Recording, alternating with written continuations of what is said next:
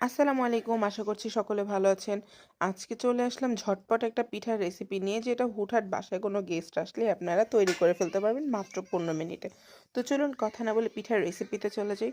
আজকে আমি তৈরি করব ডিম সুন্দরী পিঠা, যেটা পাবনা জেলায় খুবই বিখ্যাত একটি পিঠা। তো এই পিঠাটা বানানোর জন্য শুরুতেই একটা ডিম নিয়ে নিলাম। এরপরে 1 কাপের অর্ধেক পরিমাণ চিনি দিয়ে দিলাম, মানে মিষ্টির পরিমাণ বুঝে। দিয়ে দিলাম 2 টেবিল চামচ গুঁড়ো দুধ, যে কোনো গুঁড়ো দুধ আপনারা ব্যবহার করতে পারবেন।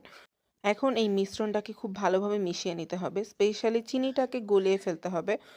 চিনিটা ভালোভাবে না গলে গেলে কিন্তু পিঠাটা সুন্দরভাবে হবে না।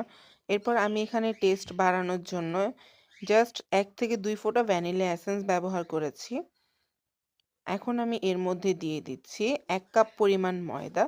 এখন দিয়ে দিব হাফ কাপ পরিমাণ লিকুইড দুধ। এই ব্যাটারটা খুব বেশি পাতলা না, খুব বেশি ঘন হবে না। আমি লাস্টে আপনাদেরকে দেখাবো ঠিক কতটা পারফেক্টলি ব্যাটারটা তৈরি করতে হবে। তো এইভাবে দুধ আর ময়দা দিয়ে খুব ভালোভাবে এখন মিক্স করে নিব। এই পর্যায়ে আসার পর আমি স্বাদ বুঝে কিছুটা লবণ দিয়ে দিয়েছি। এখন আবারও এটাকে ভালো করে মিশিয়ে নিচ্ছি। যখন দেখবেন ব্যাটারটা একবারে পাতলাও না একবারে ঘনও হয়নি, তখন বুঝবেন এটা তৈরি হয়ে গিয়েছে। এখন আমি এই ব্যাটারটার থেকে কিছুটা অংশ, মানে 1.5 কাপ পরিমাণ, অন্য একটা বাটিতে তুলে নিচ্ছি। যতটুকু ব্যাটার আমি অন্য একটা বাটিতে তুলে নিয়েছি, সেখানে আমি হাফ টেবিল চামচের কিছুটা কম পরিমাণের হলুদ রং দিয়ে দিয়েছি, মানে ইয়েলো ফুড কালার। আর দেখুন কত সুন্দর একটা কালার চলে এসেছে। দেখতে কিন্তু খুব সুন্দর লাগছে কালারটা। পিঠে বানানোর জন্য সব কিছুই রেডি করা হয়ে গিয়েছে। চলুন এখন তাহলে দেরি না করে পিঠেটা তৈরি করে ফেলি। পিঠেটা তৈরি করার জন্য আমি এরকম একটা ননস্টিকের কড়াই চুলোর মধ্যে ভালোভাবে গরম করে নিয়েছি। এরপর আমি এখানে তেল ব্রাশ করে নিচ্ছি খুব ভালো করে।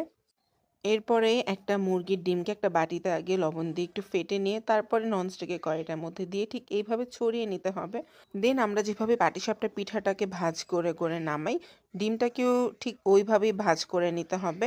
এরপরে এটাকে চুলো থেকে নামিয়ে ডিম সুন্দরী পিঠা আর ডিম থাকবে না তা কি করে হয় বলুন। এই যে ডিমটা তৈরি হয়ে গেল, এখন পিঠেটা তৈরি করব। দেন ওই একই কড়াইয়ের মধ্যে আমি কিছুটা তেল ব্রাশ করে তারপরে সাদা ব্যাটারটাকে দিয়ে এইভাবে কড়াইটাকে হালকা ঘুরিয়ে চারিদিকে একটু ছড়িয়ে নিয়ে তারপরে কিছুক্ষণের জন্য রেখে দিব। যখন ওই পাশটা হয়ে যাবে তখন উল্টে আবার এই পাশটাকে 2 সেকেন্ডের জন্য ভেজে নিব। এখন সেম ভাবে কড়াইতে তেল ব্রাশ করে হলুদ রঙের যেই ব্যাটারটাকে রেখেছিলাম সেইটাকেও এইভাবে কড়াইতে নিয়ে সাইডে একটু ঘুরিয়ে তারপরে এই পাশ ওই পাশ করে ভেজে নিব। চলুন এখন ডিম সুন্দরী পিঠাটা বানাতে চলে